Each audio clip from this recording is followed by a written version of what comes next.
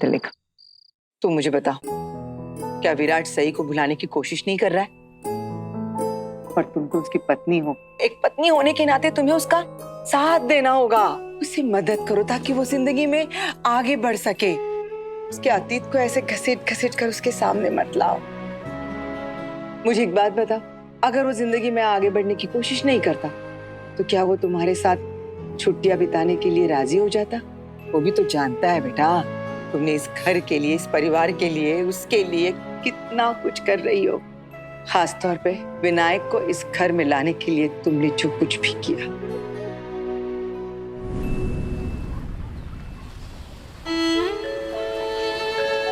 जब से मैं इस बच्चे से मिला हूँ, एक अलग सा खिंचाव महसूस कर रहा हूँ मेरे दिल में। सच कहूँ तो समझ में नहीं आ रहा है, पर जब भी मैं इसे मिलता हूँ एक सुकून महसूस होता है। इसलिए जब भी उदास होता हूँ तब इधर आके इसे मिलता हूँ। तुम विनायक को हमेशा के लिए अपने साथ ही क्यों नहीं ले चलते? हाँ, देखो ना, तुमने और सई ने भी तो अपने बच्चे का नाम विनायक ही रखा था, और अब तुम इसे किस्मत का खेल समझो या फिर कुछ और। तुम अपने विनायक से दूर हुए तो बप्पा ने तुम्हें इस विनायक से मिलवा दिया। तुम्हें नहीं लगता कि इस विनायक को तुम्हारे साथ होना चाहिए हमेशा के लिए? क्या कहना चाह रही हो?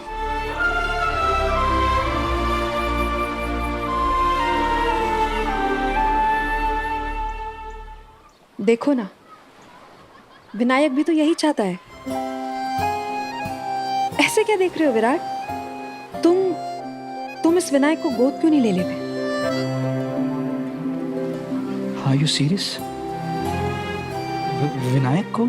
हाँ विराट, सई और विनायक के गुजर जाने के बाद इतने सालों में मैंने पहली बार तुम्हें मुस्कुराते हुए देखा है। और इस विनायक को एक प्यार करने वाला बाबा मिल जाएगा और तुम्हें दूसरा विनायक।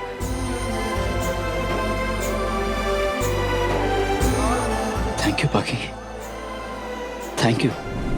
पत्रलेखा, अगर तुम विराट को विनायक को गोद लेने के लिए ना कहती तो शायद विनायक इस घर में कभी नहीं आता। लेकिन हम लोग सब जानते हैं ना, विनायक के इस घर में आने से विराट को मानो एक नई जिंदगी मिल गई। विराट अभी तक अपनी पुरानी जिंदगी को भुला ही नहीं पा रहा है, इसीलिए बार बार सही का नाम उसकी जुबान पर आ जाता है, जैसे आज भी आया। तो मैं कैसे? सही को गुजरे हुए बहुत साल बीत चुके हैं, पर तुम अपनी मेहनत पे, अपनी लगन पे, अपनी नीयत पे भरोसा रखो ना। मुझे विश्वास है एक न एक दिन तुम्हारी ये मेहनत जरूर रंग लाएगी। तुम विराट के दिल में बहुत ही अच्छी तरह से जगह बना पाओगी, और बप्पा करे ये दिन बहुत जल्दी आए और धीरे धीरे विराट के दिल से सही की यादें भी खत्म हो जाएगी। बस एक पत्नी होने के नाते तुम विराट का साथ देना। साथ क्यों नहीं देगी? जिस लड़की ने इस परिवार के लिए, इस घर के लिए अपना सब कुछ दे दिया, वो भला अपने पति का साथ क्यों नहीं देगी?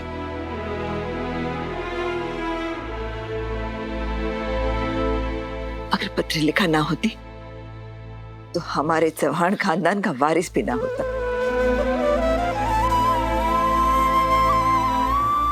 ना, ना।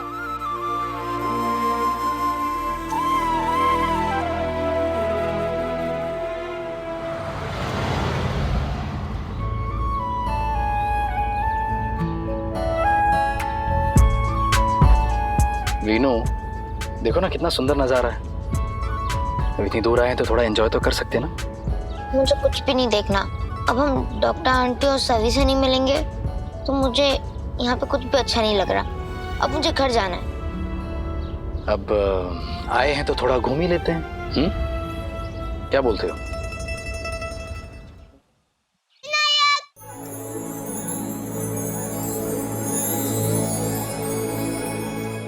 सभी? अरे अब क्या हुआ? तुम्हें तो बहुत बोर हो रहा था, कुछ देखने का मन नहीं कर रहा था। ये क्यों ऊपर चढ़ा है? चलो नीचे उतारो उसको, चलो। अरे बाबा। नहीं, नीचे रखो। अरे प्लीज ना बाबा। बाबा, हम यहाँ पे मेरा इलाज करवाने आए हैं। नहीं, of course yes. Thank you thank you thank you thank you thank you so much पापा। अरे अरे रुको रुको रुको, मैं हेल्प करता हूँ। या बड़ा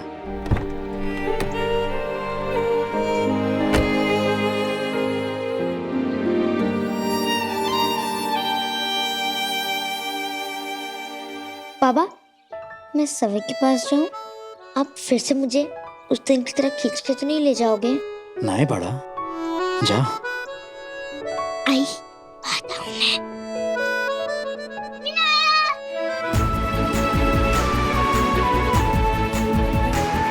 कैसे हो सवी?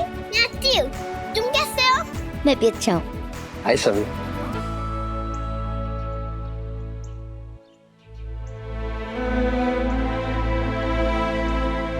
आप मुझसे नाराज हो? हाँ, मैं आपसे बहुत नाराज हूँ। आपने कल मेरे साथ बहुत गंदा बिहेव किया है। और आपको पता है, मैं आपकी कार के पीछे भाग रही थी और जोर जोर से चिल्ला रही थी, नायक रुको, पुलिस अंकल रुको, मेरी बात तो सुनो। लेकिन आपने मुझे देखा भी नहीं और मेरी बात भी नहीं सुनी। बड़ा, आई एम सॉरी, प्लीज मुझे माफ कर दो। माफ तो मैं आपको कर दूंगी, लेकिन आप मुझसे प्रॉमिस करो आप ऐसा कभी भी नहीं करोगे, वरना मैं फिर से गुस्सा होता हूँ और कत्ती कत्ती हो जाऊँ। वो माझी आई। क्या? मेरी आई भी मुझे यही बुलाती है, माती आई।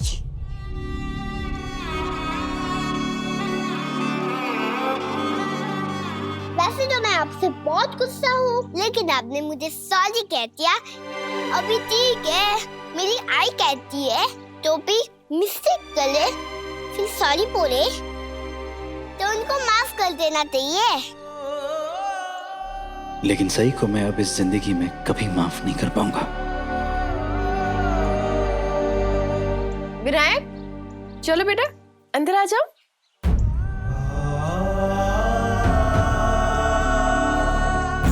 डॉक्टर सही, मैं अपने बेटे को वापस लेने कब आऊं? 2 घंटे में। बाबा, आप मुझे शाम में लेने आ जाना, मैं डॉक्टर आंटी के पास ही खाना खा लूंगा। बड़ा, हाँ प्लीज पुलिस अंकल, नाइट को शाम तक रहने दो प्लीज पुलिस अंकल। ओके, शाम को आऊंगा। प्लीज अपना ध्यान रखना, ठीक है? ओके बाबा, बाय।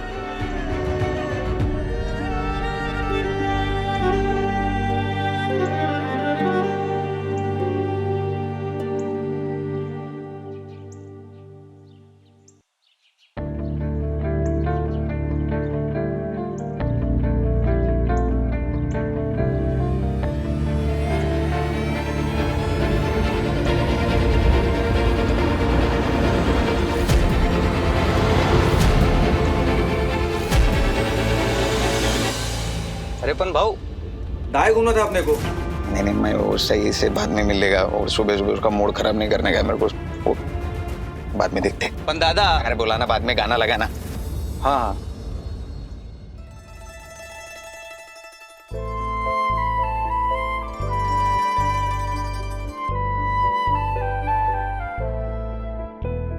नायक, तुम्हारे बाबा तुम्हें कल ऐसे क्यों ले गए थे? उन्होंने तुम्हें कुछ बताया? नहीं, पता नहीं क्यों मैंने पापा को कभी ऐसे गुस्सा होते हुए क्यों नहीं देखा। वाह, माफी मांगने के बजाय वो गुस्सा कर रहे थे। आई, आप हमें इतने गुस्से से क्यों देख रहे हो? नहीं, मैं गुस्से में क्या देख रही हूँ, मैं तो स्माइल करके देख रही हूँ। अच्छा विनायक, देखो अभी आपकी जो नीज है ना, आपके घुटने वो कमजोर है, उतने स्ट्रांग नहीं है जितने उन्हें होना चाहिए। आप टाइम टू टाइम मेरी दी हुई दवाई लोगे, ये लेप लगाते रहोगे और ये एक्सरसाइजेस करते रहोगे ना, तो आप खुद इम्प्रूवमेंट महसूस करोगे, फिर आप स्ट्रांग बन जाओगे। मुझे पापा की तरह स्ट्रांग बनना है। हाँ बेटा, अपने पापा से भी ज्यादा स्ट्रांग बनो, ताकि जब आपके परिवार पे बात आए तो आप उनके लिए खड़े हो सको। डॉक्टर आंटी, आपने कुछ बोला क्या? मैं कह रही थी कि आप अपने बाबा से भी ज्यादा स्ट्रांग बनना, स्ट्रॉन्ग। अच्छा विनायक, अभी आपका ये लेप लगाना और एक्सरसाइज खत्म हो जाएगी ना, फिर मैं आप दोनों को एक छोटी सी प्यारी सी बेबी से मिलाने ले चलूंगी। कल जिनके घर पे जश्न था ना, वहाँ। लेकिन लेप से पहले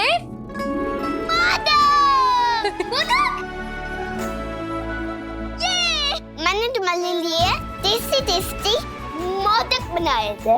थैंक यू सही।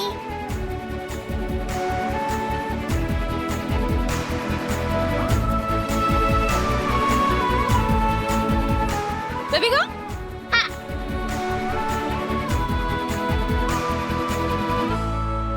गुड जॉब छवि, मजी आई। Thank you.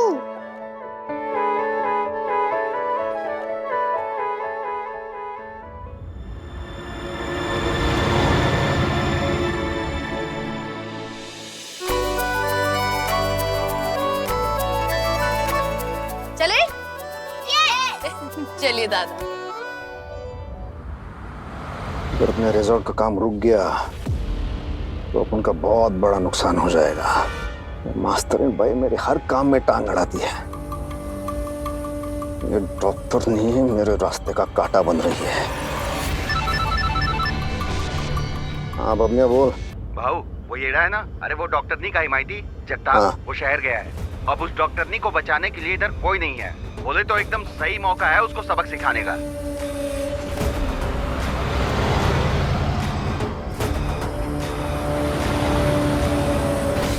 एक हिमायती गया तो दूसरा आ गया। अरे इधर वो वही पुलिस वाला आ गया है, उसने उस दिन वो मास्टरनी के बच्चे को बचाया था, याद है ना वो? अब गांव में आ गया थे। बरोबर भाऊ, FIR नागपुर से ILS ऑफिसर नहीं करवाई थी। ठीक है, ए गाड़ी यूटर्न ले ले, उसके गाड़ी के सामने रोक देना गाड़ी। चल।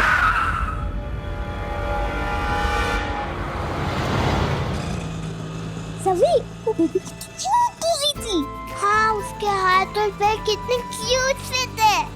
गोलू मोलू।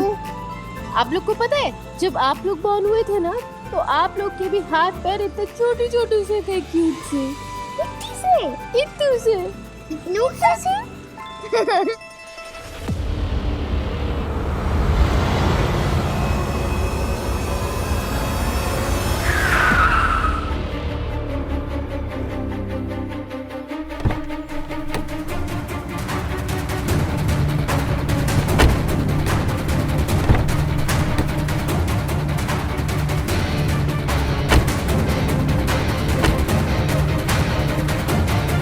काय झालं? ऐसे गाडी क्यों रोकी? अरे काय राव, पाहुणे आले गावाला पण दर्शन नाही दिलं आम्हाला, असं कसं? हा? जानता तक नहीं मैं आपको, तो दर्शन देने का सवाल ही कैसे उठता है? पर ये सवाल पूछने के लिए गाड़ी रोकी है। अरे काय साहेब भड़कले तुम्ही, आप भड़क गए मुझ पर। आप सरकारी मेहमान हैं, सरकारी आदमी है, मैं सरकारी आदमी, मतलब जनता का सेवक हूँ मैं। तो आपकी भलाई के लिए बोल रहा हूँ मैं। कहाँ ऐसे लोगों को मुंह लगा रहे हैं आप जो आपके लायक ही नहीं है? क्या मतलब? मतलब वो डॉक्टर नहीं नको बाबा नको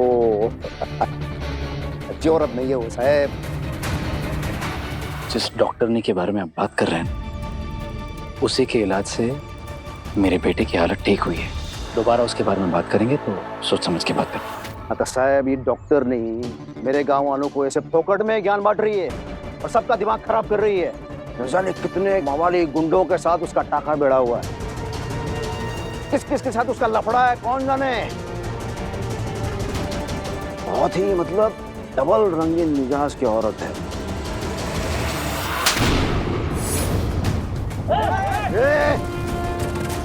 जा।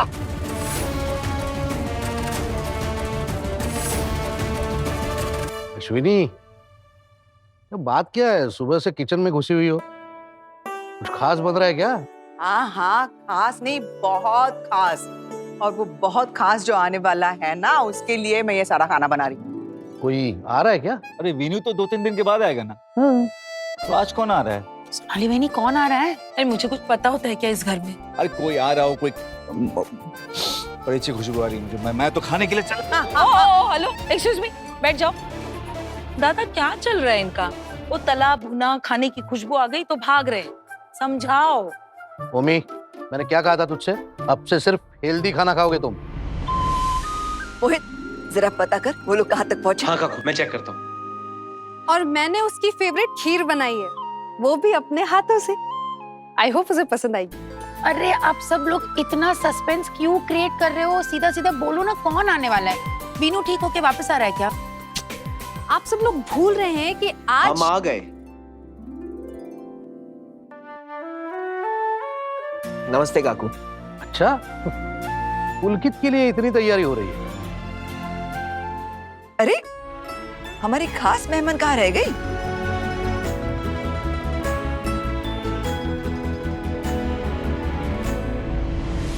उम्मीद करता हूँ मेरा ये थप्पड़ हमेशा याद रहेगा और ये भी याद दिलाता रहेगा कि औरत कोई भी हो, हमेशा इज्जत से बात करनी चाहिए।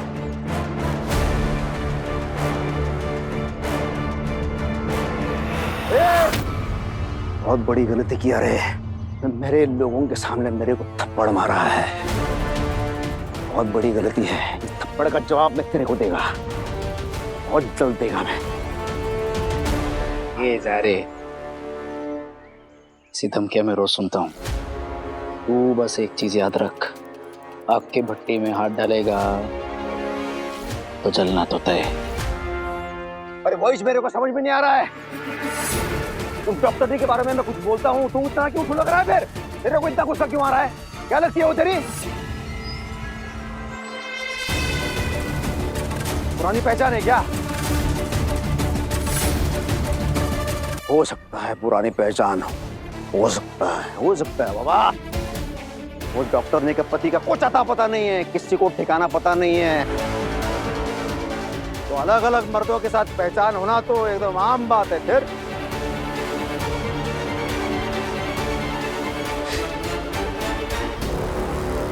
बच्चों अंदर जाओ, ऑटो में बैठो। सभी मैंने कहा अंदर जाओ। वो डॉक्टर ने की बच्ची है ना, उसके वो कई सारे आशिक हैं, उनमें से ही किसी की एक की होगी, देखना।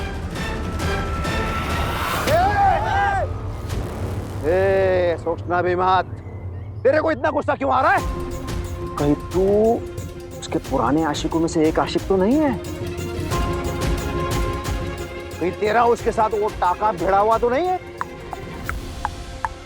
हाँ?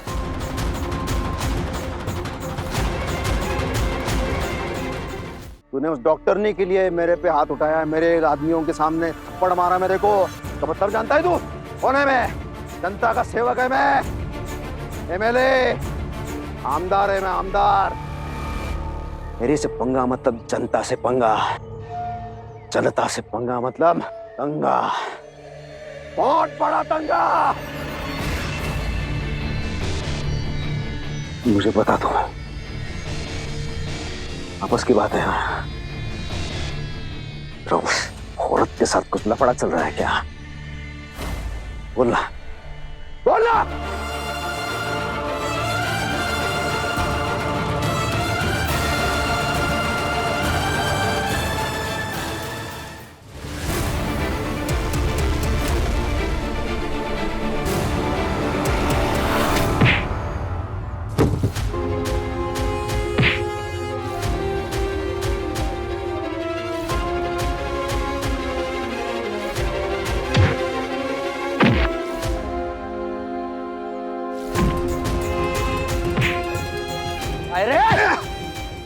विराट! विराट नहीं! कोई संकल और मार दो ये। इस संकल सबको कैसे तोड़ रहे हैं? वाह विनायक, तुम्हारे पापा एकदम मस्त है। विराट नहीं! छोड़ो उसे! सही, तुम बीच में मत आओ। नहीं विराट नहीं! विराट छोड़ो उसे! छोड़ो! विराट छोड़ो उसे!